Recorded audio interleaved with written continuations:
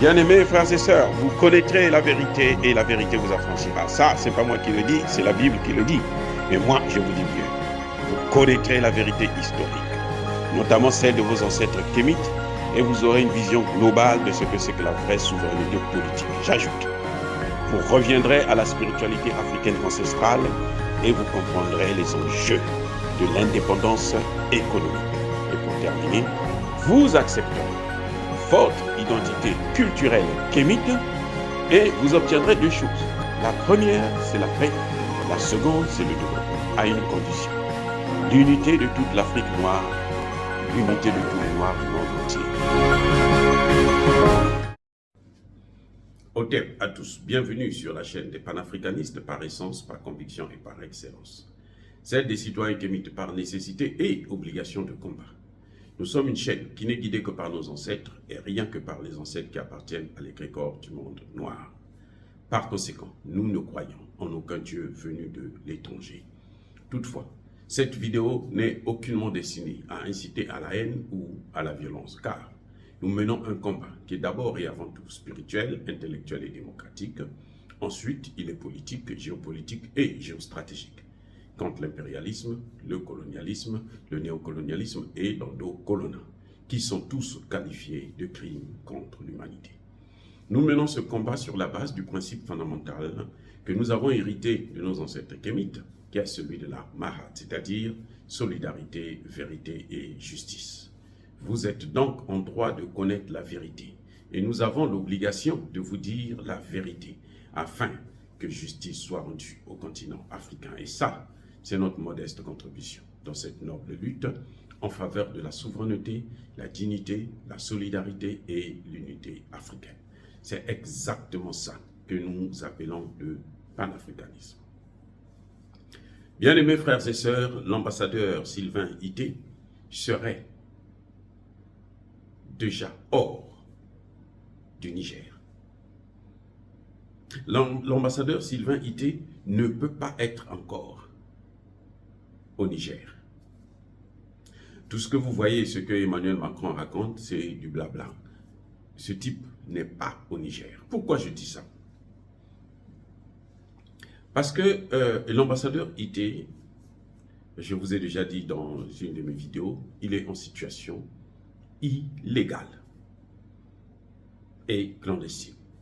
C'est-à-dire, nous, quand nous partons dans ces pays, quand nous partons, par exemple, en France, j'ai étudié en France, quand nous partons en France, vous êtes obligé de vous présenter devant les autorités françaises, à la préfecture notamment, pour demander un titre de séjour, autorisation de vivre en France.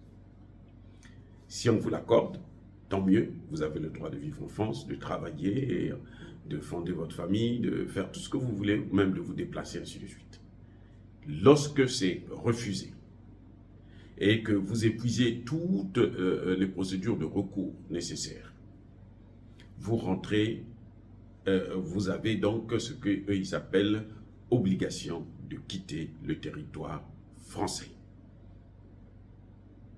Eh oui. Donc, l'ambassadeur Ité, en tant qu'ambassadeur, le titre de séjour, c'est les lettres de créance, qui vous donnent donc le statut d'ambassadeur, de diplomate dans le pays accrédité. Quand un ambassadeur arrive, il doit présenter ses lettres de créance à un gouvernement, au gouvernement qui est en place.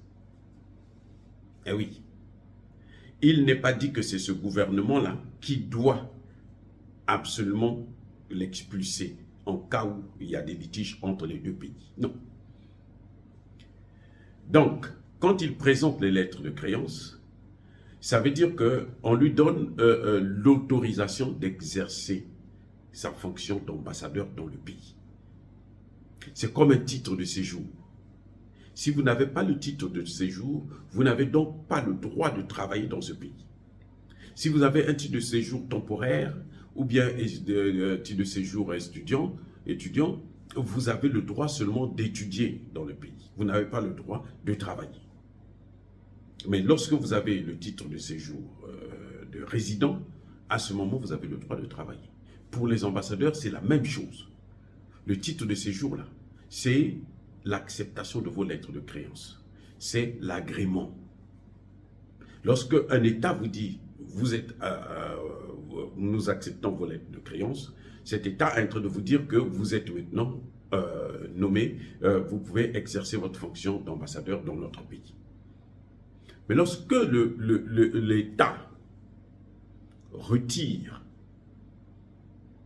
retire son agrément, ça veut dire qu'il vous enlève le statut de diplomate, d'ambassadeur de votre pays dans ce pays-là.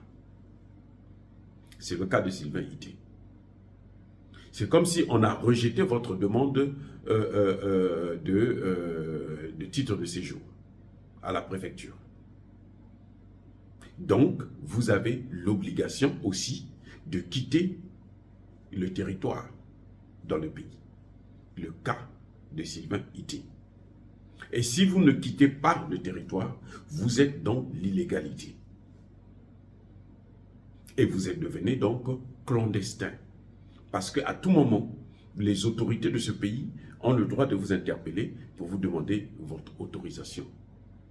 Et oui, c'est ça le problème. Donc quand Emmanuel Macron dit que nous avons besoin d'une autorité légitime, c'est une autorité légitime qui doit expulser notre ambassadeur, il se trompe sur toute la ligne. Parce que la constitution même du Niger ne prévoit pas que ce soit une autorité légitime quelconque qui doit expulser un ambassadeur. La constitution ne donne d'ailleurs pas le droit à la France d'évaluer, de déterminer qui est légitime ou qui ne l'est pas au Niger. Parce que si la France dit que vous n'êtes pas l'autorité légitime, mais qui lui dit qu'elle n'est pas l'autorité légitime? Puisque c'est le président qui était là n'est plus. Il y a eu un coup d'État. Le président n'est plus. Il y a une nouvelle autorité qui est là. Il y a quelqu'un qui assure, puisque la vacance n'existe pas dans ce domaine. Il y a le fauteuil n'est pas vide. Il y a un nouveau président. Il y a un gouvernement. Il y a un ministre des Affaires étrangères. Donc ce sont eux qui, si vous voulez, exercent tous les pouvoirs concernant l'État du Niger. Et la France n'a aucunement le droit. Parce que si la France dit que vous n'êtes pas légitime, il faudrait qu'elle nous donne le texte qui dit à la France que c'est à elle d'évaluer les dirigeants, la légitimité, ou de reconnaître la légitimité des dirigeants nigériens. La France n'a pas ce droit. Et il n'y a aucun texte au niveau international qui le dit. Et la France est, comme par hasard, le seul pays qui continue à persister, à tergiverser sur cette question. Tous les autres pays sont déjà passés à l'autre phase, next. Comme disait Laurent Gbagbo, le coup d'État est consommé. Dire à M. Bazoum qu'on va le ramener au pouvoir, c'est le mentir. Je suis d'accord avec le président Gbagbo. C'est le mentir, c'est-à-dire que c'est une comédie qu'on est en train de faire avec Bazoum.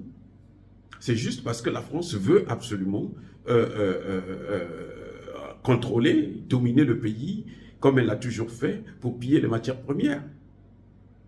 Et ça, malheureusement, ce temps est révolu. C'est fini. Ce qui revient à dire que Monsieur Sylvain Ité, s'il est encore au Niger, il n'a plus le droit de sortir de l'ambassade. Parce que l'ambassade, c'est la propriété de l'État français.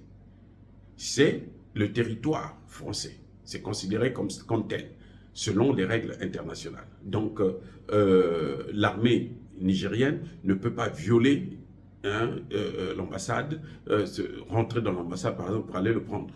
Donc, il va rester seulement à l'intérieur de l'ambassade. Il ne va jamais sortir. Et oui, il ne peut pas sortir.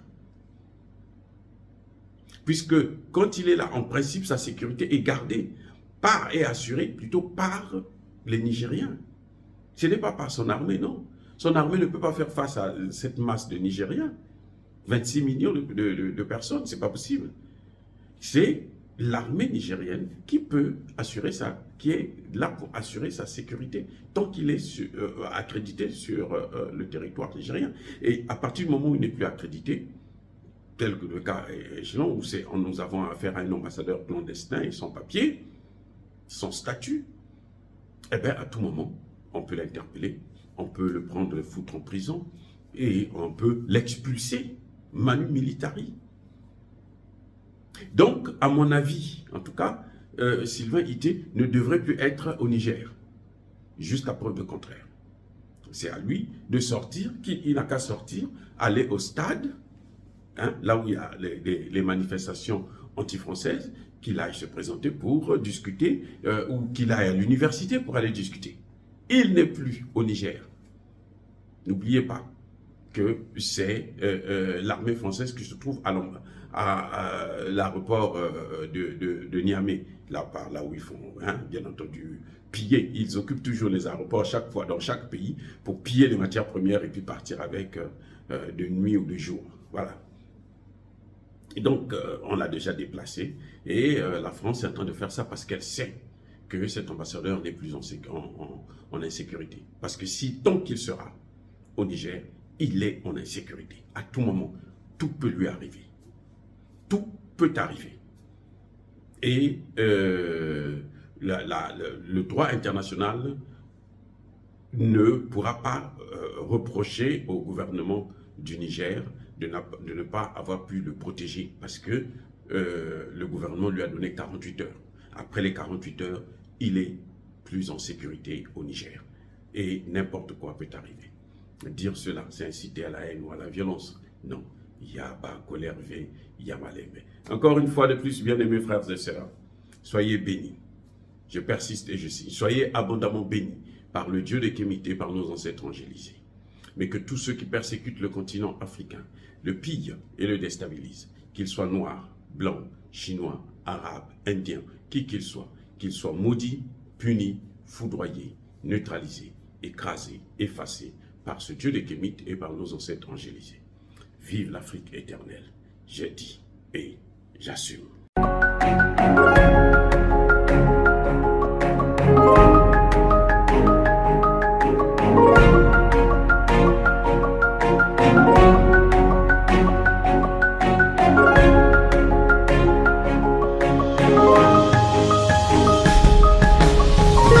Eux, ils marchent par la foi et non par la vue.